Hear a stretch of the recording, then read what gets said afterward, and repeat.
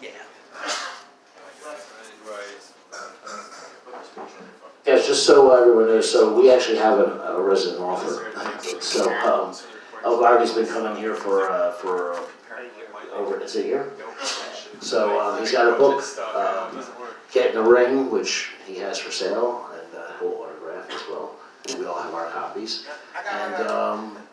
And so yeah, he comes out, and it's been a while since he's been out here, but we're glad to have him back.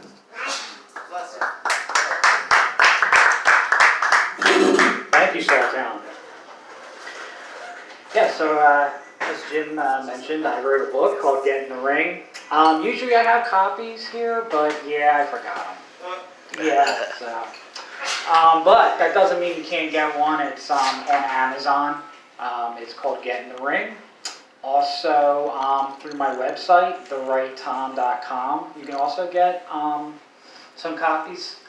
And therighttom.com also has some of my published stories and other stories that I've been reading here, also on the site.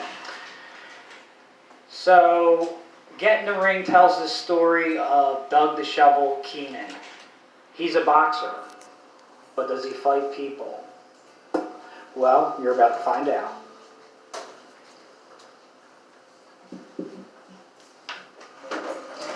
There was one match that changed the game for me, Jimmy, and the audience. I fought Max the Axe Sharp earlier and lost. And if I fought the same night as Jimmy, I sat ringside and watched the show just like another spectator. That particular night, Jimmy just knocked out Joe Sandman Sandoval in a 3.5-minute round. The crowd went crazy, and Jimmy held his arms up in triumph, coaxing the crowd on its feet. Darryl stepped in the middle of the ring with a microphone in hand. The crowd died down, and Jimmy stood in the corner in the anticipation of Darryl's announcement. Darryl's voice echoed throughout the arena. We all come out to see Jimmy Car Bomb Keenan. The crowd roared, and Darryl's put down the microphone, waiting for it to simmer down. For a couple years now, we watched Car Bomb Keenan annihilate opponent after opponent. The crowd cheered again. Tonight we have a new challenge for Car Bomb Keenan, and hopefully the new direction of the UBC. The crowd cheered and gasped when they found out what Darryl meant by new challenge. From my vantage point, I saw people clasping their mouths and looking away in disgust. I then saw two guys pulling on something, but with people in the way, I couldn't see what. I figured it had to have been like a tiger or a panther or something like that. Was that the direction Darryl had in mind? Wrestling? Even hitting animals? Ma used to talk about these reality shows where they'd come up with a last-minute twist to keep the viewer interested. At that moment, I knew what she meant. I looked at Jimmy's reaction. Maybe his expression would tell me what those men were dragging down the aisle. I studied my brother, and he wore a perplexed look on his face. He looked at Gina and then at Darryl, who smiled to ensure that Jimmy would love it.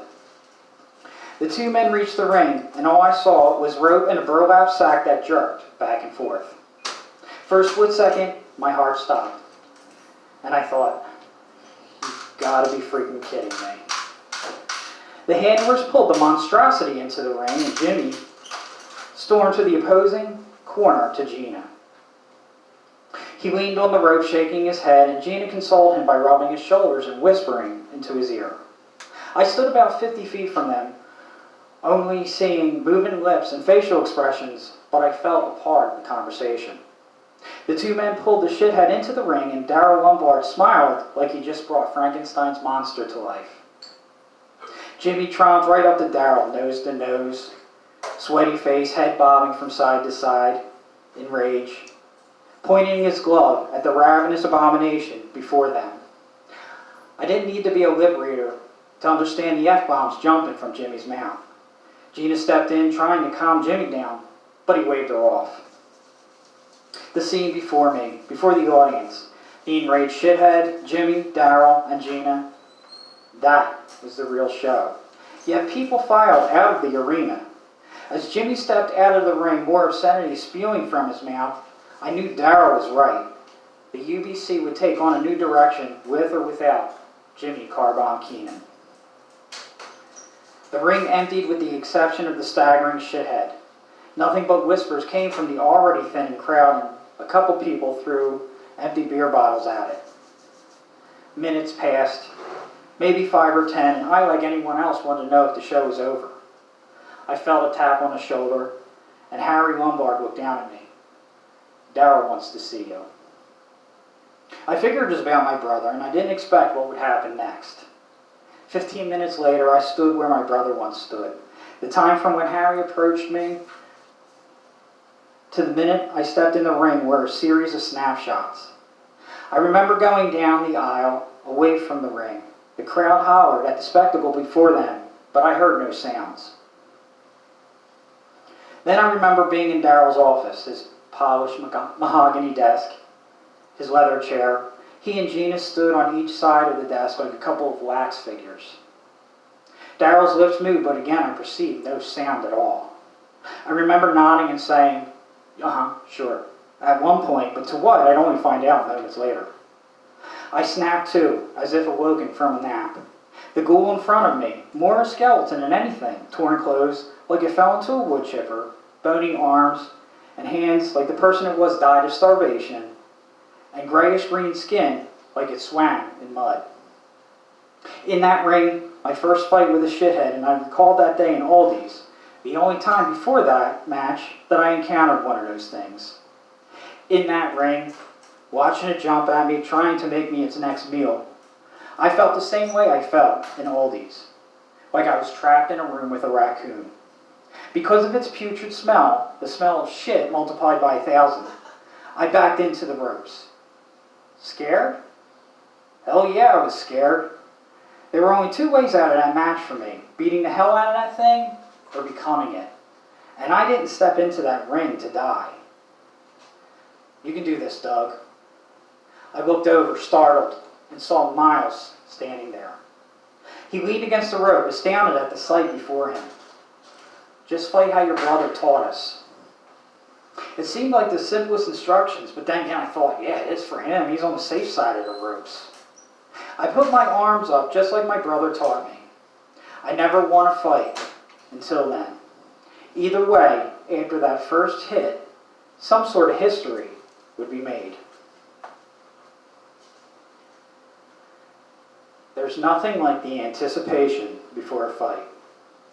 Everyone has their own rituals of readying themselves for a bout. My brother Jimmy told me of fighters who looked in the mirror, berating and slapping themselves. I think it's all bullshit, so I don't do it. Jimmy said everyone's ritual is different, sacred. He said there's no right or wrong way for fight preparation. The bell rings above me, but I keep my knees to the concrete floor. I live this routine every weekend, and it never gets old. I hope it never does. The door squeaks behind me. Yo, Doug, you're up. In a minute, Miles, I say. The door shuts and I take a deep breath. Father, Son, Holy Spirit, Amen. I walk to the door, and when I step in the hall, Miles' cologne greets me. You ready? He asks. I don't even make eye contact. Try and make this one last, Doug, he insists. None of this one and done stuff. These people pay good money for a show, so give them one. He continues coaching me, but his words are a different language. The strobe lights blink as I reach the mouth of the entrance, and beams of light swerve through the cheering crowd. My focus is on the ring and whatever freak of nature I get to pummel. I enter the arena, holding my gloves up like I already won. There's a mixture of cheering and booing. On one side I hear, "Go get him, Shovel!"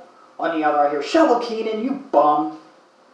Just before I reach the ring, a 9-year-old kid holds a 2-foot by 2-foot poster board with a shamrock painted on it. I approach and hold out my glove, the closest I can manage to a high five. The kid slaps it, and the tension I feel flushes from me. Another feeling I hope never gets old. I hop in the ring. My arms raised like I'm reaching for the bleachers, and I dance around throwing punches in the air. I see two guys dragging someone, if you can call it a someone, to the ring. A burlap sack covers he, she, it, whatever, and it struggles in its harness like a dog trying to free itself. I tap my gloves to sign it across as they yank the shithead into the ring and strap it to the ropes. Its head jerks back and forth, and the sack muffles its growl. As it staggers from corner to corner, out of the control of its handlers, I see what was once a scrawny man wearing a plaid shirt with colors that shouldn't even be allowed on the same piece of clothing. They pull the burlap sack, and through the sheet of scabs and bite marks, I see that it's my 12th grade English teacher, Mr. Dugan. I can't hold back the smile on my face as I see this once opinionated jerk drool like an animal. The bell rings and I approach Dugan, who lunges at me with outstretched arms like I'm his next dinner. His one good eye looks into mine, but it doesn't hold that same condescension it did when I confronted him about my failing English final that prevented me from participating in the graduation ceremony. He'd like that I even knew that word. Condescension. Red ink soaked the paper like he used it as a bandage, and all over were comments like, buy a dictionary, careless reading, sentence structure of a first grader. I throw a right hook and his head flops to the side. He lets out a little growl and stumbles back, but I dart 2 hits to each rib. I hear crunching and Dugan falls inches from my face. It's a good thing they put muzzles on these things or else I'd be in his spot tomorrow night. I throw an uppercut and the muzzle flies into the crowd. What's left of his face looks beaten and fatigued. I imagine this is what Jimmy's opponents looked like when he sold out seats on Saturday nights. I wind up, release, and make contact, and the left side of his head caves in like a drained orange. The bell rings, and I raise my bloody gloves in triumph.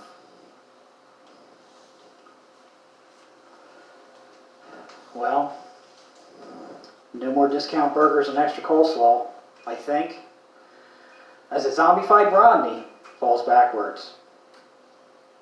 His head hits the ring post on the way down and his neck rips like a paper bag. When he hits the canvas, blood pours from his headless body. The downside of this gig is sometimes you fight people you liked, people you talk to every day. Some say it's not them anymore, but what do they know? As he rattles and spasms, I think of the many conversations we had about music and a whole bunch of other bullshit. He was a good dude. Never pissed me off, and there aren't that many people I can say that about. I don't wish this on him, and I wonder if the Lombards had it out for him, or if he was just in the wrong place at the wrong time. Oh well.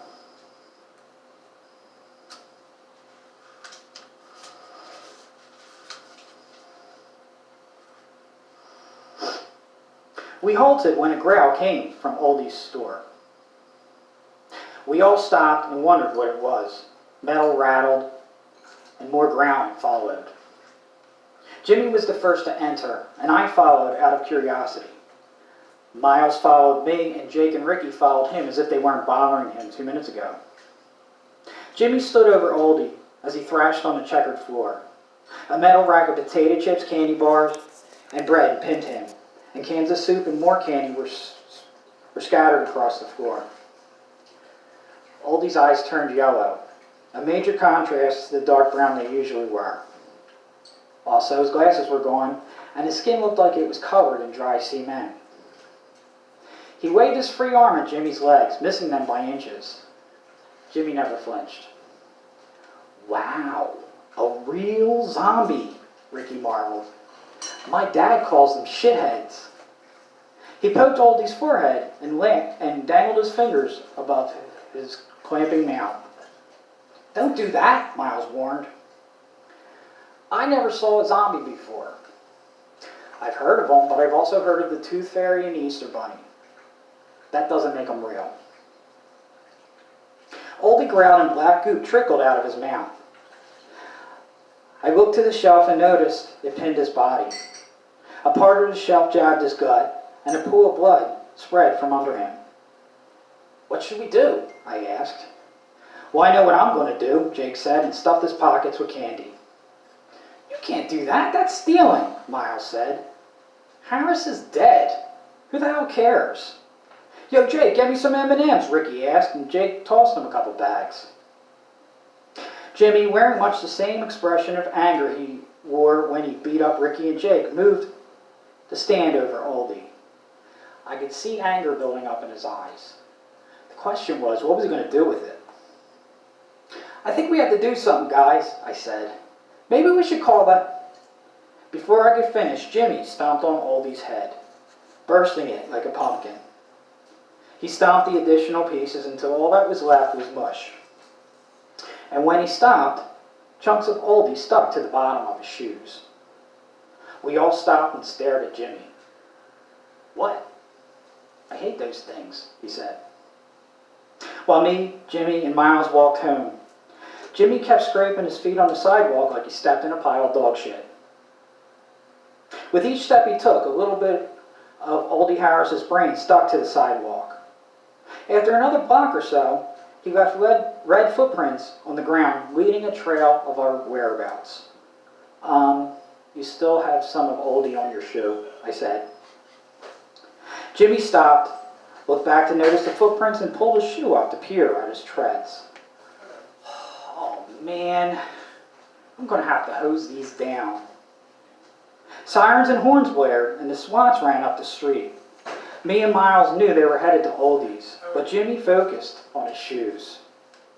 "Move along, guys, go home," one of the SWATs commanded, equipped in a black helmet, goggles, gloves, and a vest with enough firepower to evaporate this town. I walked and thought about Harris, his eyes, his teeth, that growl, and that primitive look on his face. Is that what happens when we die? Will that happen to Miles? Will that happen to Mom? Will that happen to Jimmy? Thank you, everybody.